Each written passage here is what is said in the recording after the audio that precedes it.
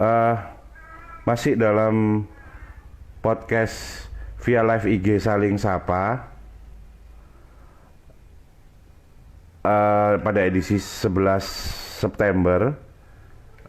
Pada edisi 11 September hari ini mengambil tema pergerakan mahasiswa. Dan pada hari ini karena kita bicara tentang pergerakan mahasiswa, tidak lengkap rasanya kalau kita tidak mendatangkan seorang aktivis mahasiswa. Dan pada hari ini saya mendatangkan aktivis mahasiswa bernama Sutriadi, dan beliau adalah ketua HMI Cabang Malang. Dan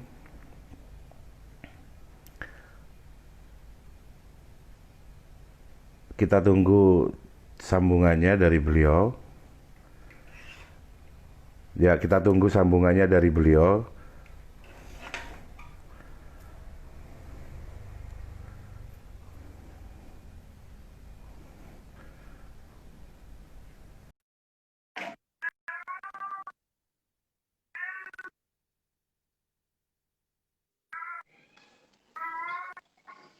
Ya, Halo Bang.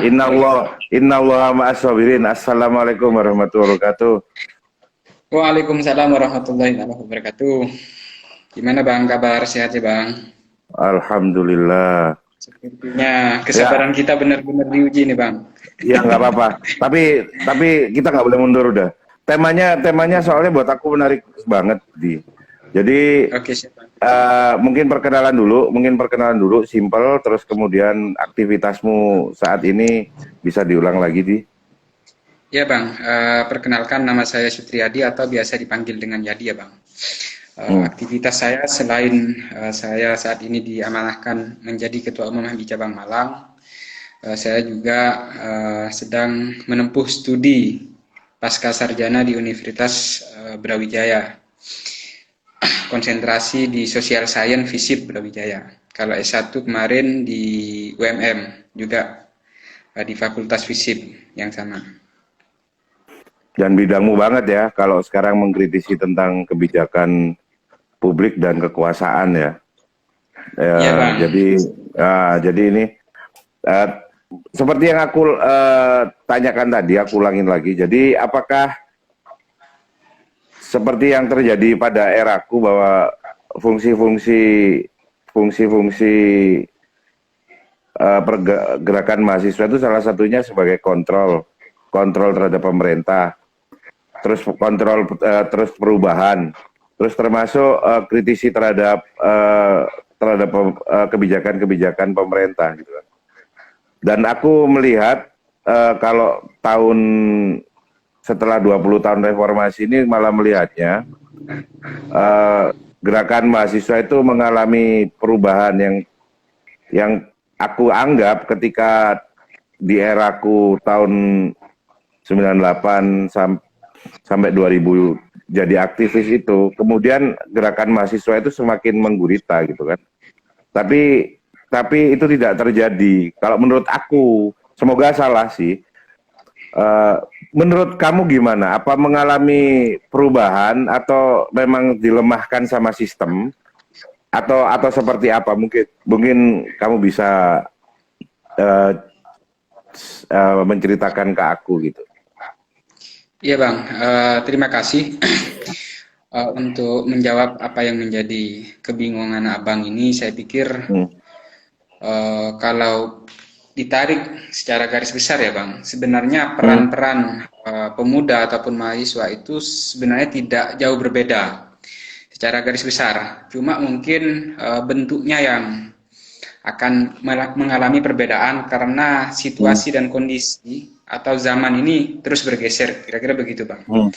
Kalau di era Abang misalkan atau sebelum-sebelumnya, bangsa kita kan dihadapkan pada sebuah misalkan kalau di era Orde Lama itu pertarungan ideologi. Kemudian di era Orde Baru bangsa kita dihadapkan dengan sistem pemerintahan yang otoriter sehingga memaksa gerakan mahasiswa itu untuk menggulingkan rezim otoriter waktu itu. Kemudian setelah masuk era reformasi, memang konsolidasi gerakan itu agak sedikit mengalami perbedaan konsentrasi, Bang. Kalau Betul. dulu itu kan rejim itu semacam menjadi common enemy, tetapi saat ini gerakan-gerakan kepemudaan cenderung mengalami pergeseran. Bahkan mungkin platformnya pun juga berbeda antara gerakan pemuda satu dengan gerakan pemuda yang lain. Mungkin seperti itu, Bang. Dan memang kalau masyarakat hari ini sering memunculkan stigma, misalkan, oh mahasiswa hari ini sudah kehilangan taji, misalkan. Mahasiswa hari ini gerakan-gerakannya cenderung pragmatis dan segala macamnya. Walaupun memang secara spirit kita tetap mempertahankan nilai-nilai yang bersifat universal lah ya Bang, sebagaimana yang juga diyakini oleh mahasiswa-mahasiswa sebelumnya, tetapi memang dalam konteks aplikasi gerakan atau teknis gerakannya, ini kami tetap selalu menyesuaikan dengan kondisi zaman. Walaupun memang tidak sedikit orang yang juga termasuk mahasiswa ataupun pemuda ya Bang, itu gagap di dalam merespon perubahan zaman itu sendiri. Misalkan sebelumnya ini kan memang sudah diprediksikan bahwa arus daripada perkembangan zaman itu kan mengantarkan kita pada di mana kita mau tidak mau harus ikut arus yang disebut dengan arus globalisasi, Bang. Bahkan beberapa teoritikus seperti Anthony Giddens itu globalisasi itu diibaratkan seperti kereta penggilas yang menuntut setiap penduduk dunia itu untuk mengikuti apa yang diinginkan oleh arus globalisasi itu sendiri. Kalau tidak mau ikut atau tidak mau menunggangi daripada arus globalisasi itu sendiri, maka keberadaan kita itu akan terasingkan, bahkan akan digilas oleh globalisasi itu sendiri. Nah, Ya. Dar, aku potong ya, biar nggak melebar, sorry. Tadi kan kalau di pandanganmu bahwa di era-era Orde Lama bicara tentang pertarungan ideologi, ya, dan di era Orde Baru dianggap otoriter. betul Bang, betul Bang. Oke, di era sekarang, di era awal-awal reformasi kan dianggap semua kebebasan masuk lah, nggak ada masalah ya awal-awal reformasi, karena masih kalau istilahnya orang menikah itu kan masih hangat-hangatnya, masih bulan madu gitu kan. Sampai-sampai presiden yang sedang berkuasa pun langsung diturunkan, itu DPR superpower sekali gitu kan. Ya kalau dilihat sekarang itu jadi pengen ketawa gitu kan. Wah, saking hebatnya DPR ini sampai bisa menurunkan presiden gitu kan. Kalau buat aku sekarang ini malah kita balik ke zaman purba kalau buat aku. Dimana sekarang Pancasila yang sedang tidak ada apa-apa, kemudian ditarik-tarik, ada yang Pancasilais, ada yang nggak Pancasilais. Kemudian ada yang komunis, ada yang ya balik lagi seperti Orde Baru, bahwa yang pertempuran ideologi mulai lagi. Jadi kalau aku lihat sekarang malah nggak mengarah ke canggih, sesuatu yang canggih sih sekarang. Dan kalau ngikutin itu emang palanya mahasiswa emang puyeng gitu. Tapi setidaknya jawaban yang aku harapkan dari sekarang aktivis mahasiswa atau gerakan mahasiswa yang sekarang adalah minimal ginilah.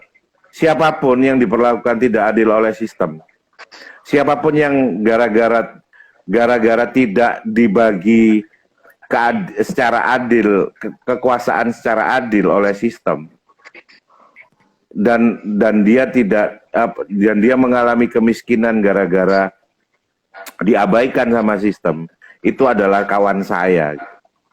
Sehingga mungkin kalau zaman dulu mengkritisi langsung terhadap sistem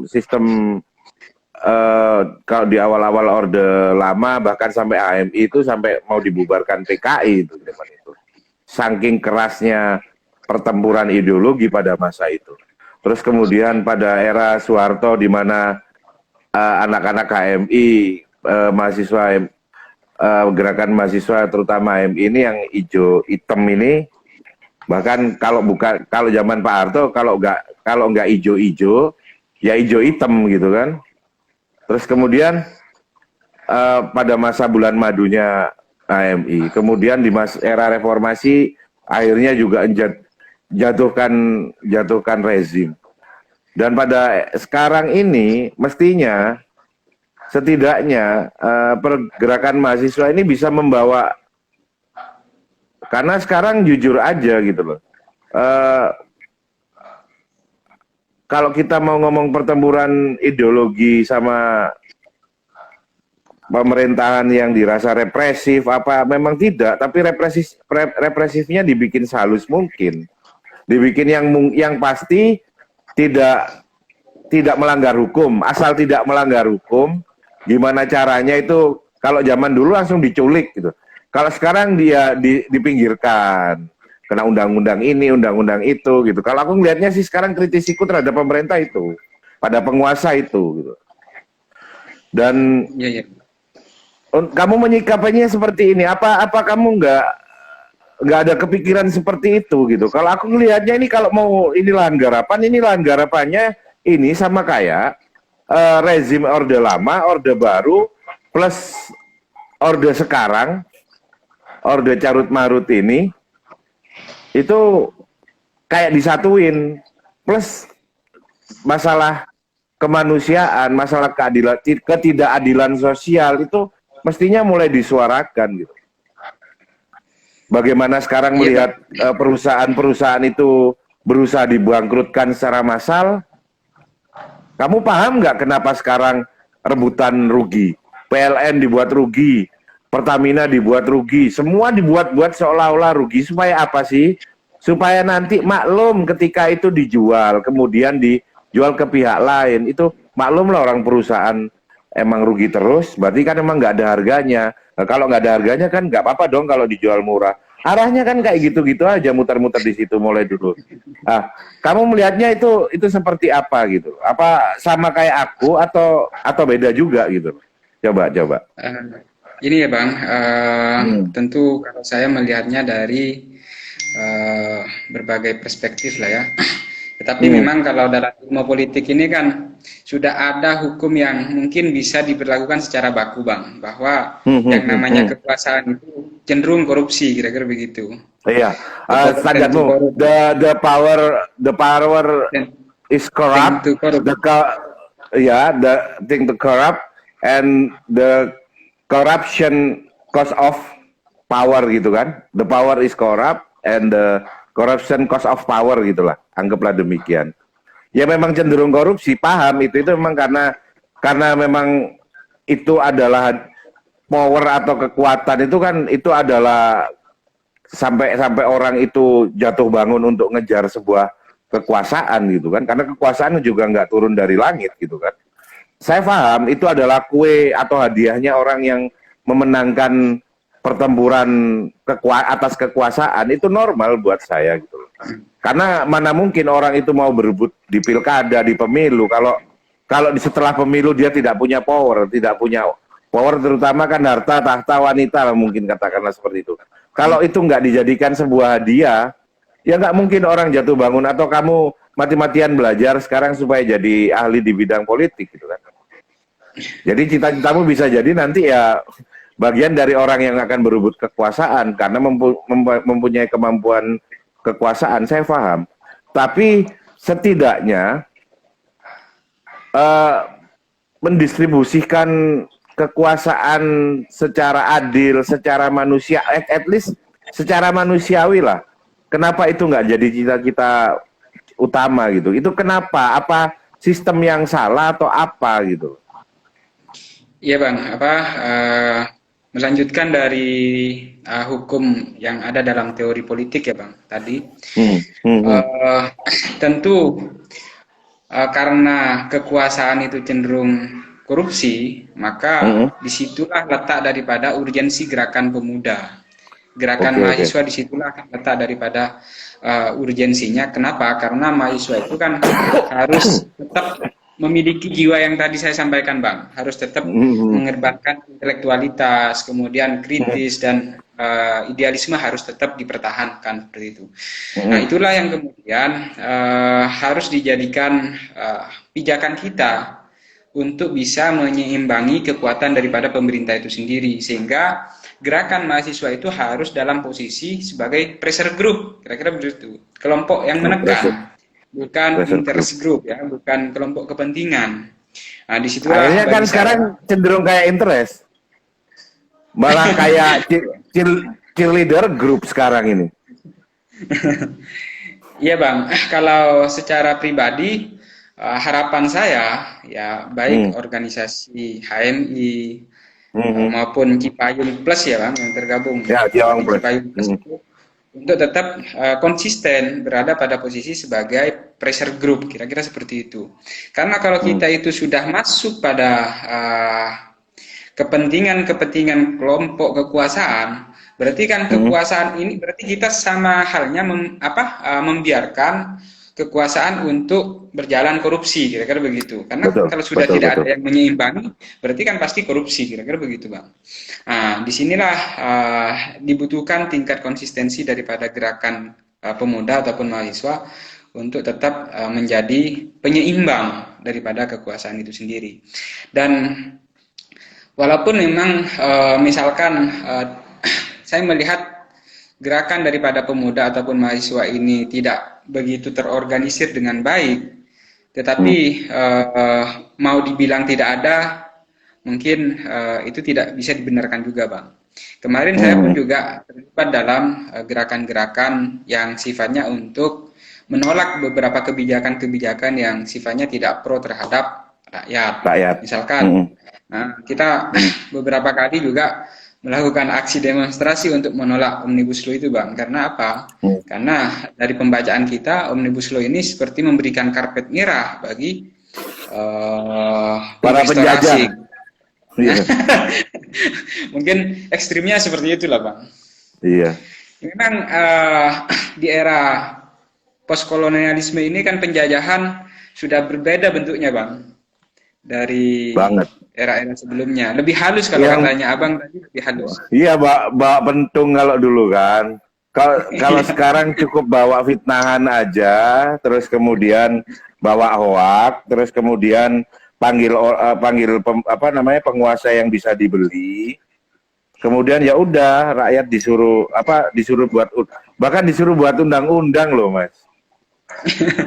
Jadi aku Iya, sampai Bang. sampai punya temen pengusaha eh, dari Cina sana, dia ngomong kalau kalau mau jual produk di Indonesia gitu kan, kalau di sana terganggu sama apa namanya undang-undang di Indonesia, buat dulu undang-undangnya baru jualan, kata gitu. Loh, buat dulu undang-undangnya gimana? Loh, ya diundang dulu, yang buat undang-undang itu kita beli undang-undangnya berapa. Itu aku pengen maki, tapi ya emang kenyataannya gitu, ya mau gimana ya? Emang kenyataannya saudaraku bisa dibeli gitu loh. Ya jadi Ya ya memang sama. mau marah tapi nyata itu loh. Kayak apa namanya, kamu nggak terima, tapi emang kenyataannya gitu, mau gimana? Karena kan Iya,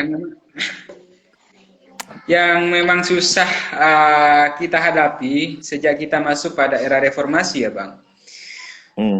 Konsolidasi demokrasi ini kan bisa dibilang tidak jalan.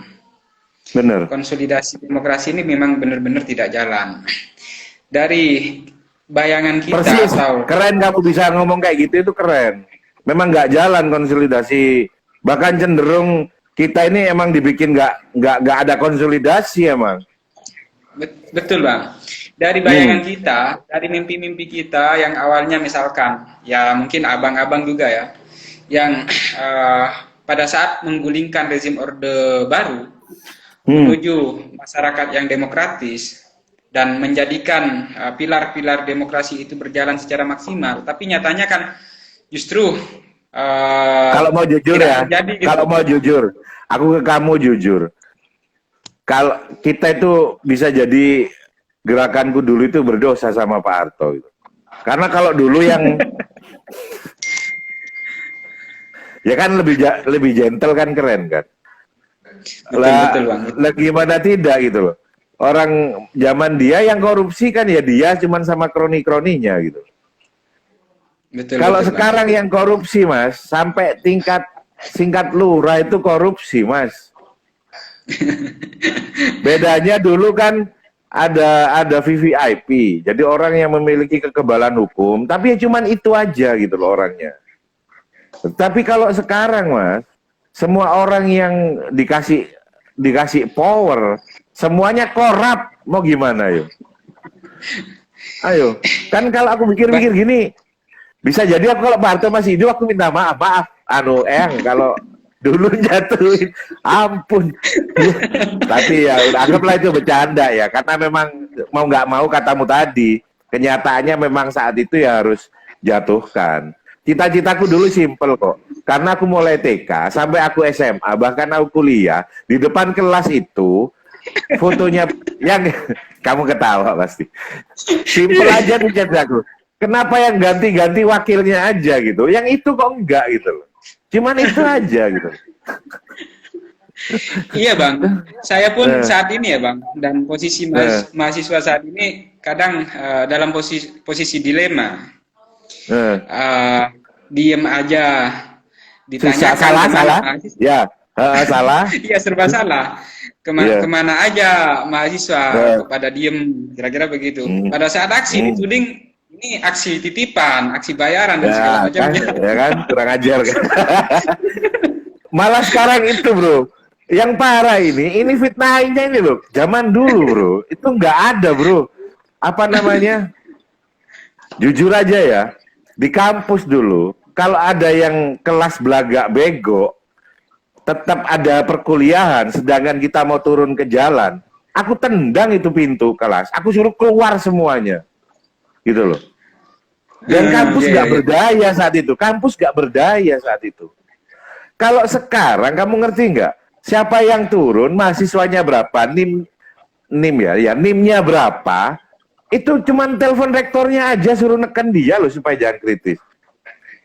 Ini kan lebih parah lagi dari zaman dulu. Dulu itu kan bego amat, nggak ada urusan sama kamu mau dikeluarin dari kampus gara-gara kamu turun jalan, nggak ada dulu.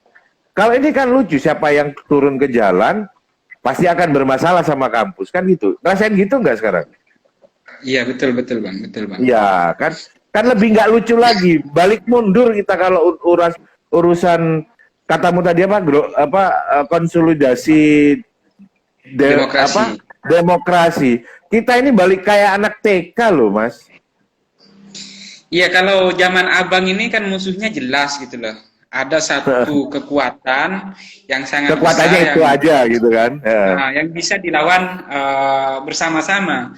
Kalau saat ini ya Bang, sejak era reformasi itu pilar-pilar demokrasi itu tidak berjalan sebagaimana mestinya. Bisa jadi musuh kita itu partai, kira-kira begitu loh Bang. Dari yang seharusnya dia menjadi pilar daripada tegaknya demokrasi itu sendiri. Bisa jadi media, kira-kira begitu loh Bang. Bisa jadi. Jadi musuh kita saat ini lebih banyak. Dan mungkin karena gerakan-gerakan kepemudaan ini kan juga tidak terlepas dari peran senior-senior juga ya Bang, sebagai pendahulu kita yang kita mintai transformasi ilmu pengetahuan dan segala macamnya itu. Tidak sedikit juga mereka kan sudah masuk partai, kemudian juga menjadi bagian daripada perusahaan media dan segala macamnya. Kadang ya disitulah gerakan-gerakan kalau cuman mahasiswa tiba-tiba ketika dia punya kekuasaan terus jadi bajingan, itu normal. Mulai zaman Suhogi, temennya Suhogi yang demo bareng, berantem bareng sama aparat, begitu begitu katanya zamannya Suhogi, begitu dia dikasih Dodge atau mobil mewah, mereka langsung lupa. Itu buat aku itu normal lah, itu emang mentalnya dia sampai segitu, mental gerakannya dia. Tapi balik lagi bahwa sekarang kayak dimatikan, orang itu nggak, kalau dulu dilarang protes kan diambilkan tentara, diambilkan polisi, langsung ditembakin gitu loh. Kalau sekarang nggak boleh demo, kita adik-adik kita ini, yang bahkan sekarang anak-anak lah, orang anak-anak yang seumuranku sekarang sudah jadi mahasiswa gitu. Itu tanya, kamu pasti ngerasain lah, LK makin lama di Malang meskipun kota pelajar, kamu pasti ngerasain lah penurunannya LK aja atau ketertarikannya terhadap pergerakan mahasiswa naik atau turun. Coba kamu cerita deh, jujur. Betul Bang, betul Bang. Kalau kita melihat ya Bang, kecenderungan daripada gerakan mahasiswa, kok sepertinya karena kita tidak punya platform yang jelas siapa lawan kita, akhirnya kita tengkar antar saudara gitu loh Bang. Coba Abang perhatikan, banyak organisasi kemahasiswaan atau kepemudaan yang pecah belah, tidak karuan. Benar. Sebut saja misalkan KNBI yang sudah pecah belah, HMI mungkin juga kemarin-kemarin pecah belah. Pokoknya hampir semua organisasi kepemudaan itu dipecah belah dan kita diarahkan untuk dibikin ribut di internal gitu aja ya. Jadi kalian dibuatin ring, ini ringnya HMI, ringnya KNPI, udah lo berantem aja sono gitu. Kalau kurang duit minta aja sama papa kan gitu ya. Iya emang aku cenderung ini kita memang dihancurkan secara struktur dan sistematis, dan memang benar ketika kamu bilang kekuatan kita ini bukan ada di dalam negara ini dan bukan tidak hanya sekedar mencari kekuasaan, lebih besar dari itu. Memang menguasai tanah, air, laut, darat ini semua gitu kalau buat aku gitu. Makanya sebagai orang yang memiliki landasan ilmu politik, ini kita sedang di ujung bahaya kalau buat aku gitu. Bagaimana tidak sekarang? Kalau mamanya aku kan perangku sekarang, aku kan sekarang katakanlah ngajarin orang bagaimana setiap orang itu punya produk sendiri. Dengan produknya dia bisa jual, terus dia bisa mandiri. Di sisi itu ada Mas pelatihan impor, tahu nggak? Palaku mau pecah gimana? Ya diadu sama produk. Dia nggak usah punya produk, langsung datang ke Cina sono, langsung beli pelatihan impor, Mas. Terus jargon cinta produk Indonesia itu apa? Itu loh. Ya kita mau tertawa takut rosa kalau katanya. Ya jangan, takut mau ketawa sakit takut tosa. Ya itulah keanehan-keanehan yang mungkin di luar bayangan kita. Betul. Artinya memang sejauh ini antara realitas dan idealitas ini selalu terjadi gap lah ya Bang. Terjadi gap yang sangat luar biasa. Kalau kamu nggak minimal gini, at least aku cuma nanya ke kamu ngerasain nggak sih? Kalau kamu ngerasain, ya sudahlah pelan-pelan kamu buat terstruktur bahwa ketika ini memang beneran makin nyata, bahwa kita nanti akhirnya makin gini loh. Kalau kita ini berdaulat atas tanah air, kenapa tanahnya ngontrak atau dikontrak? Tapi di kontraknya langsung ada kontrak tanah hutan itu 100 tahun Pak. Jangan-jangan itu Indonesia sampai bubar duluan Pak, itu kontraknya belum habis. Gitu. Terus katanya tapi kita harus berdaulat mati katanya Bang. Iya harganya mati. Kalau karena harganya mati bisa lo tentuin sendiri harganya berapa. Penguasanya yang nentuin. Itu aja sudah. Iya. Memang harganya mati, maksudnya harganya nggak ada mati. Karena harganya mati, lo boleh ngasih harga sendiri-sendiri lah, gitu loh. Itu maksud yang buat aku. Coba kalau kita kritis gini, kita dicarikan musuh nanti, dicarikan lawan, bukan ini dibuat sebagai koreksi bersama. Betul Bang. Ini Bang, kalau saya boleh memberikan ini ya Bang, pandangan bahwa sebenarnya dinamika yang terjadi pada tubuh pemuda ataupun mahasiswa saat ini sebenarnya juga tidak terlepas dari adanya pergeseran cara pandang yang itu dipengaruhi juga oleh pergeseran paradigma termasuk dalam ilmu pengetahuan Bang. Kalau dalam beberapa teori ini kan disebutkan hari ini sudah masuk era posmo Bang. Maksudnya apa itu? Ya, era posmo ini adalah era di mana ada sekelompok atau masyarakat yang tidak mau terbelenggu oleh definisi-definisi sebelumnya, Bang, tentang modernitas itu sendiri.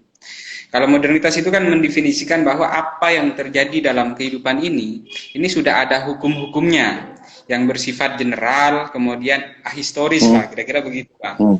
Sementara perkembangan daripada modernitas yang mengantarkan pada posmo itu, Bang, mereka ini tidak mau terbelenggu oleh definisi-definisi sebelumnya, sehingga bagi mereka itu definisi-definisi tentang apapun ini adalah hasil daripada konstruksi masyarakat, kira-kira begitu.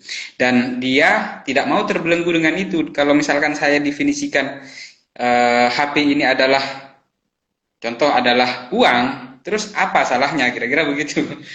Misalkan kalau orang dulu itu mendefinisikan hubungan hubungan ya, Bang, hubungan antara manusia satu dengan yang lain itu laki-laki dan perempuan misalkan. Terus apa salahnya kalau misalkan saya membangun hubungan antara laki-laki dengan laki-laki, antara perempuan dengan perempuan. Termasuk fenomena LGBT ini kan orientasi. Jadi cuman dia membuat orientasi sendiri gitu kan, dalam segala hal. Dia merasa punya otoritas untuk mendefinisikan tentang mendefinisikan tentang lingkungan yang ada di sekitarnya itu, Bang. Tetapi salah satu dari nilai positif ini mendorong agar masyarakat ini diarahkan untuk menjadi jauh lebih kreatif dan inovatif memang, Bang. Walaupun sisi negatifnya itu misalkan akan muncul sebuah definisi baru yang itu akan kontraproduktif dengan norma-norma masyarakat, misalkan kayak LGBT misalkan, Bang. LGBT mungkin orang menyaksikan, tetapi kalau dilihat dari sudut pandang ya ilmu pengetahuan, ini adalah fenomena postmodernisme, kira-kira begitu, Bang. Dan adanya pergeseran cara pandang ini pun juga terjadi pada tubuh mahasiswa ataupun pemuda. Kalau misalkan dulu itu perubahan itu berbasis pada kekuatan kolektif ya, Bang, atau komunitas yang bersifat formal, hari ini kan tidak seperti itu, Bang. Perubahan itu tidak berbasis pada kekuatan kolektif yang bersifat formalistik, tetapi sudah berbasis pada komunitas yang bersifat informal, bahkan individual, Bang. Nah, misalkan hari ini, apakah kemudian antara Abang, misalkan ya, secara pribadi dengan HMI itu perannya jauh lebih besar HMI, karena HMI itu adalah organisasi dengan jumlah kuantitas anggota yang sangat besar dan sistem yang sangat mapan, misalkan. Tidak bisa, karena bisa jadi Abang itu bisa menciptakan sebuah atau sesuatu yang itu sifatnya bisa memberikan dampak yang jauh lebih luas dibandingkan HMI. Ini contoh saja, Bang. Contoh juga misalkan kayak Mata Najwa misalkan. Seorang pribadi dengan kemampuan public speaking dan narasinya yang sangat kuat, bisa jadi akan lebih berpengaruh dibandingkan jumlah anggota DPR di dalam upaya untuk mempengaruhi opini publik. Kira-kira begitu. Artinya sudah terjadi itu. Sudah terjadi. Ya. Artinya hari ini di era digital ini ya, Bang, di era postmodernisme ini yang kemudian didukung dengan perkembangan sistem digital, ternyata kekuatan individu itu jauh lebih memungkinkan jika memiliki daya inovasi dan daya kreativitas seperti Abang. Orang dulu itu kan membayangkan sampah itu ya sampah itu masuk tong sampah. Kemudian seperti itu. Dan tempat terakhir dari sampah itu adalah TPA, kan begitu. Tetapi orang yang kreatif seperti Abang itu mampu menciptakan sampah menjadi sesuatu yang berharga, yang bernilai. Kira-kira seperti itu, Bang. Orang dulu itu misalkan juga membayangkan untuk mendirikan sebuah perusahaan transportasi harus punya kendaraan misalkan. Tapi bagi orang yang kreatif, ternyata tidak perlu punya kendaraan. Cukup ciptakan aplikasi, orang yang mau bekerja sama dia, itu yang harus menyiapkan kendaraan. Ini kan sesuatu yang di luar cara pandang pada umumnya. betul. Itu sih, saya kira seperti itu, Bang. Nah, kalau HMI misalkan, atau organisasi mahasiswa, organisasi kepemudaan, tidak respon, tidak ya responsif ya, Bang, dalam Tidak merespon. menginovasi dirinya juga, Nah, betul, tidak tidak selesai. responsif dan tidak Hmm, didukung dengan kemampuan inovasi dan daya kreativitas, ya selesai, Bang. Benar. hmm. Perannya akan kalah dengan kekuatan personal yang kreatif Termasuk dan kampus inovatif. juga, brother. Betul, Termasuk betul, Bang. kampus juga. Karena kalau Betul, Bang. cuman judulnya, kalau university is just talking about transfer knowledge, selesai. Karena Selesai, Bang, transfer selesai. knowledge, kita itu cuma bisa duduk dan kemudian kita googling dengan beberapa aplikasi situs pencari, itu lebih cerdas dari dosen manapun, lebih lengkap dari buku perpustakaan manapun, kan gitu. Betul, Kalau betul, Bang. memang sekedar fungsinya fungsi knowledge, sehingga apa kan? Yang tidak didapat dari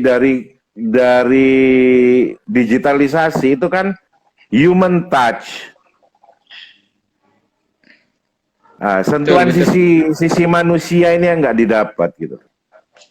Kalau sekedar buat aturan, kan sekarang kan gini, siapapun yang mayoritas dipilih orang, kalau sekedar nilainya kuantitas, kalau cuma dia menang karena jumlah yang milih dia lebih besar, ya jadinya kayak gini.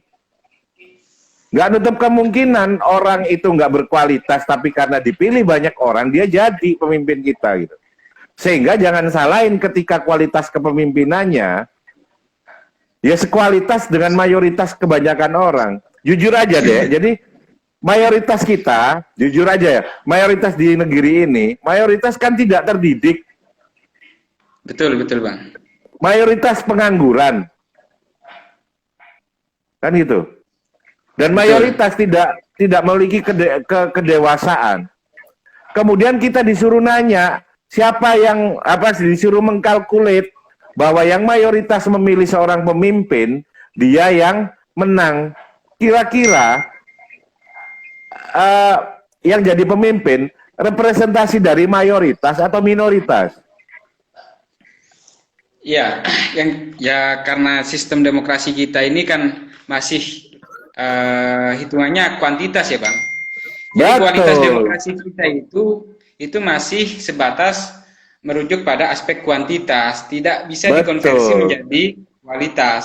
Seperti Nah, itu. mestinya Nah, kalau orang-orang cerdas ini membuat sebuah sistem menyaring orang, menfilter orang dulu. Ini memang layak untuk kamu pilih. Sama kayak gini, kamu punya anak katakanlah atau punya adik, buat dia nggak bisa bedain ini api itu bahaya, terus pisau itu tajam nggak tahu. Ya kita kasihkan pilihan yang mungkin makanan, sayuran, buah, daging, biar dia milih mana yang selera dia. Tapi sudah jelas kita filter bahwa yang kita kasih ke dia tidak berbahaya karena tidak mengandung api, tidak mengandung benda tajam. Minimal ada sistem itu gitu loh. Nggak peduli sekarang digitalisasi uh, buat aku. Karena apa? Orang norak sekarang makin bisa nyebar. Yang terkenal di YouTube itu adalah adu norak, bukan adu cerdas. Yang viewernya betul, sampai jutaan itu bukan yang kayak kita buat tayangan yang mencerdaskan kehidupan bangsa, tapi yang membegokkan bangsa itu yang laku gitu.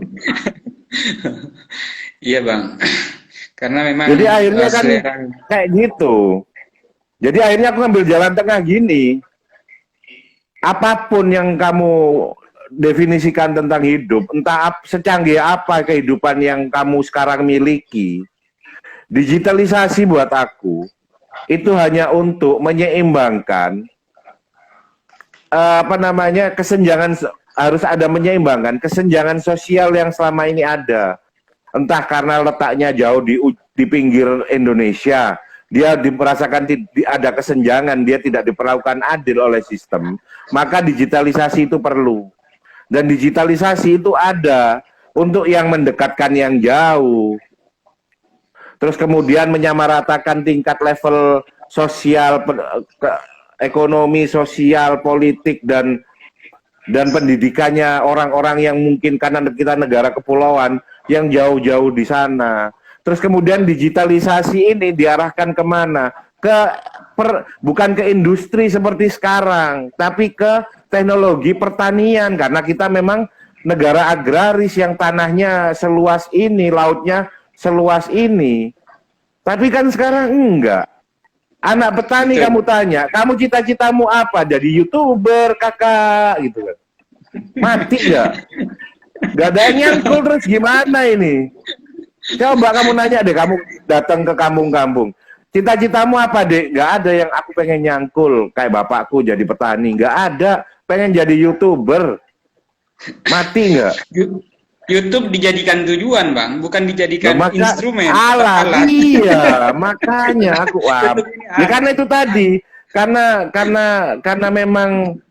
memang semua orang diberikan teknologi yang sama. Akhirnya apa? Yang norak yang menang sekarang, yang sampai viewernya jutaan, yang punya subscriber jutaan, itu yang norak, bukan yang ngajak cerdas, Pak. Kan gitu. Betul, Bang. Mungkin aku minta pencerahan dari kamu buat dari adik-adikku dari gerakan mahasiswa terakhir ini seperti apa gitu melihat hal-hal seperti ini. Iya, Bang. Terus terang ya, Bang.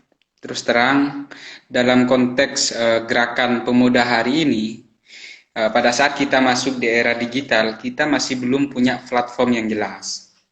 Artinya bisa dibilang gerakan mahasiswa dihadapkan dengan era digital yang semakin canggih ini, kita masih gagap, Bang. Kita masih gagap.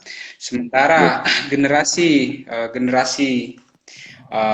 di bawah saya misalkan, itu sudah sejak lahir mereka bersentuhan dengan teknologi HP seperti itu. Walaupun kalau misalkan kita itu tidak bisa mengarahkan generasi di bawah saya atau anak-anak kita nanti, mungkin akan menjadikan HP itu mudah disalahgunakan, tidak mengarahkan mereka untuk menjadi lebih produktif, tetapi malah destruktif seperti itu, Pak.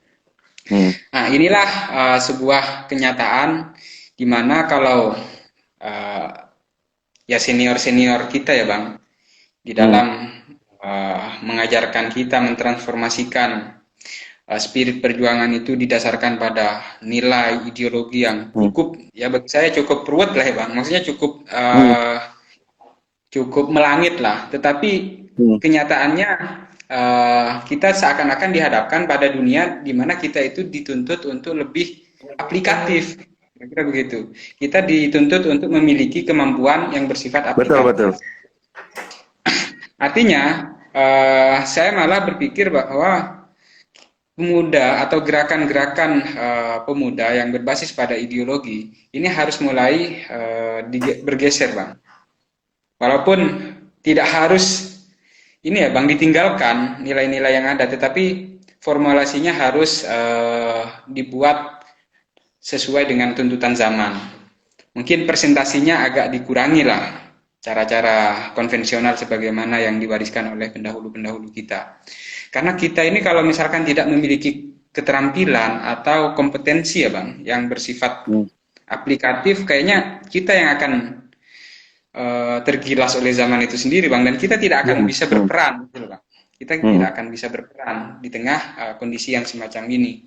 Makanya mudah-mudahan gerakan daripada kelompok pemuda ini tetap responsif sehingga mampu membangun sebuah formulasi gerakan yang ini sangat relevan dengan tuntutan zaman itu sendiri. Mungkin itu sih, Bang, kalau menurut saya. Dan kita ini kalau misalkan hari ini tetap mengedepankan cara-cara konvensional, apalagi ini sangat terasa, Bang, dengan adanya virus COVID-19 ini. Cara-cara konvensional ini dipaksa untuk entah tidak digunakan atau ditunda sampai corona berakhir, sehingga hampir aktivitas gerakan kepemudaan yang berbasis pada pengembangan sumber daya kader ya, itu tidak berjalan secara maksimal. Bahkan bisa Betul. dibilang Pelatihanku sudah gak ada 6 bulan loh. Sebenarnya aku ini dapat semestinya aku ini dapat BLT karena aku nggak ada income sama sekali selama hampir 7 bulan ini, nggak ada pelatihan apapun gitu.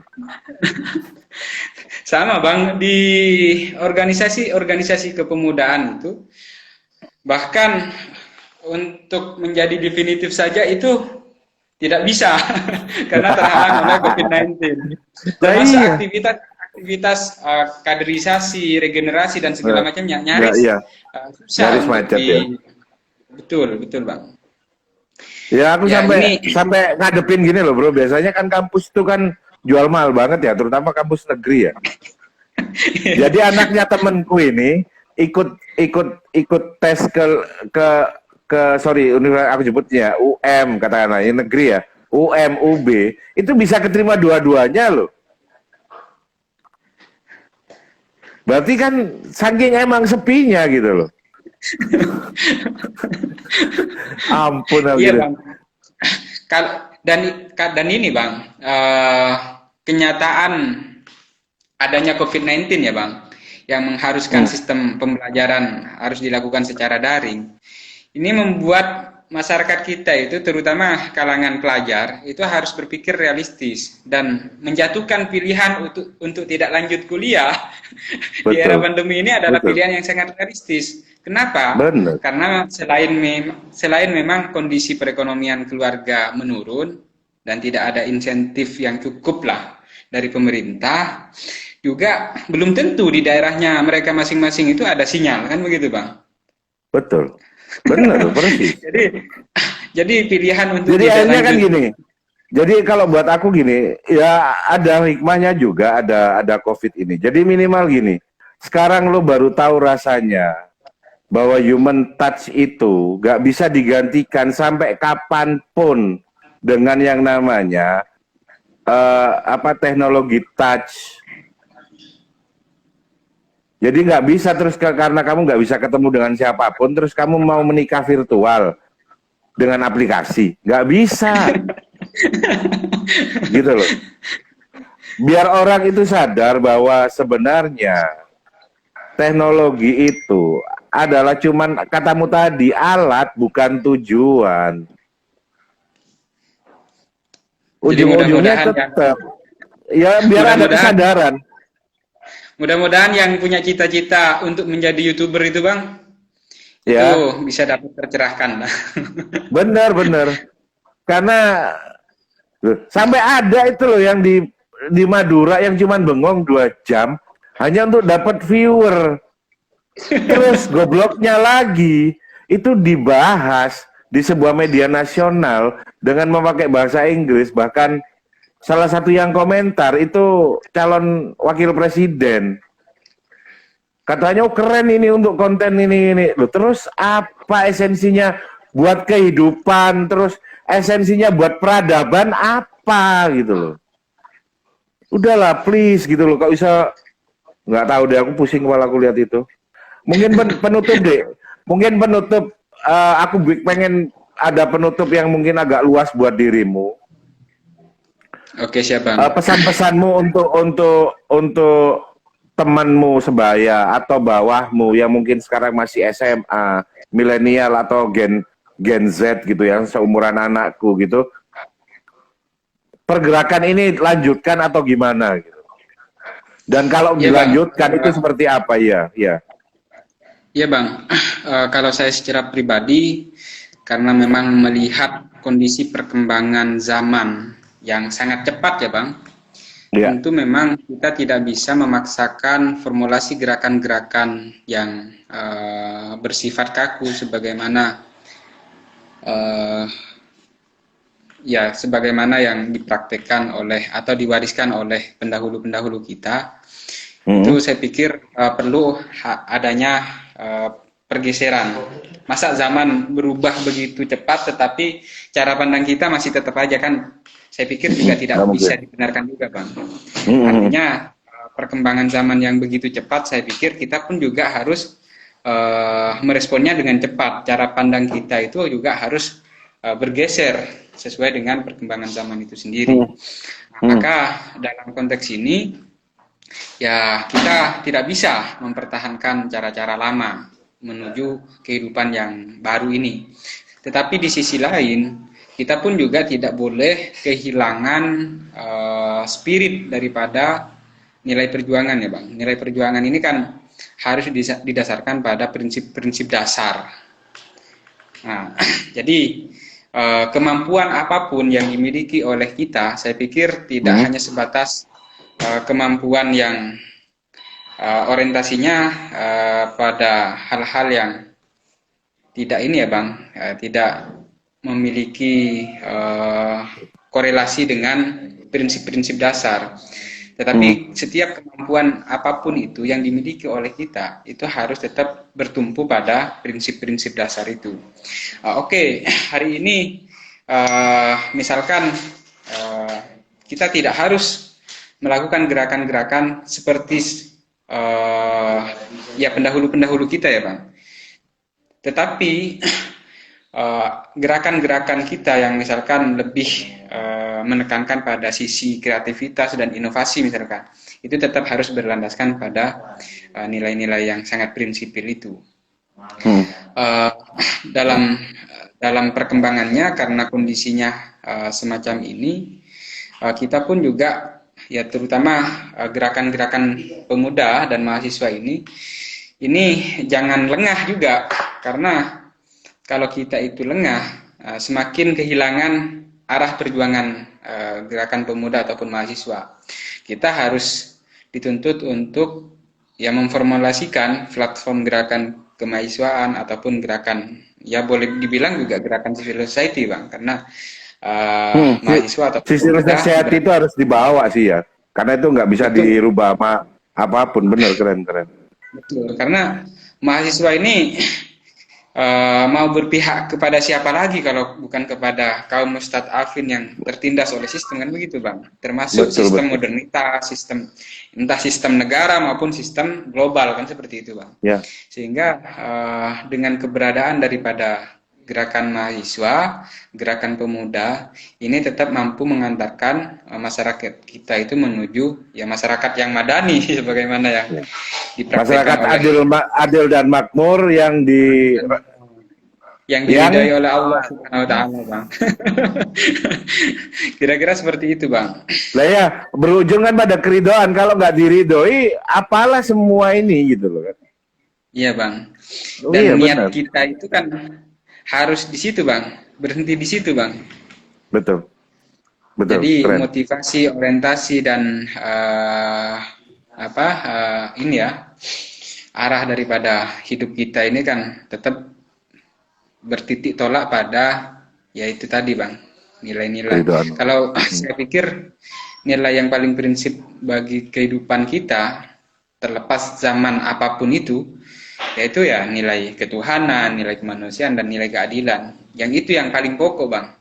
Dan itu sudah menjadi visi kenabian mulai dari zaman Nabi Adam, Nabi pertama sampai Nabi terakhir nanti, kan begitu Bang. Dan terus aku tambahkan lagi prinsip ketuhanan, kemanusiaan, dan keadilan itu tidak bisa ditukar dengan aplikasi dan serangkaian undang-undang yang dibuat. Karena itu berdasarkan wisdom. Dan ketika talking about wisdom itu aplikasi apapun tidak bisa menjadi mizan, gitu kan? Betul Bang. Sepakat saya Bang. Iya. Next mungkin aku akan ngasih sesuatu yang mungkin lebih menantang buat kamu. Nanti aku kasih tema yang dahsyat karena memang representasi pemuda itu adalah representasi next umat gitu loh. Umat ini next mau jadi apa itu ya representasi kamu sekarang. Dan aku nanti berharap di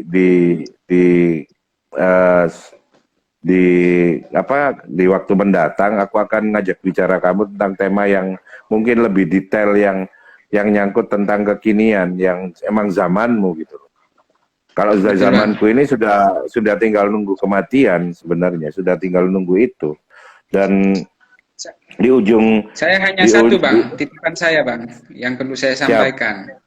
Jadi Siap. apapun perkembangan zaman melanda kita ya, maksudnya zaman apapun yang kemudian kita hadapi, entah era digital 4.0 Aku apapun itu, aku 5.0 kalau aku udah nggak di 4. ya 5.0, 6.0 dan segala macamnya. Jangan sampai generasi muda itu kehilangan arah perjuangan, Bang. Betul, Itu saja sih, betul. Bang. Sepakat, sepakat, sepakat. Dan sekarang udah mulai tantanganmu makin besar daripada tantanganku.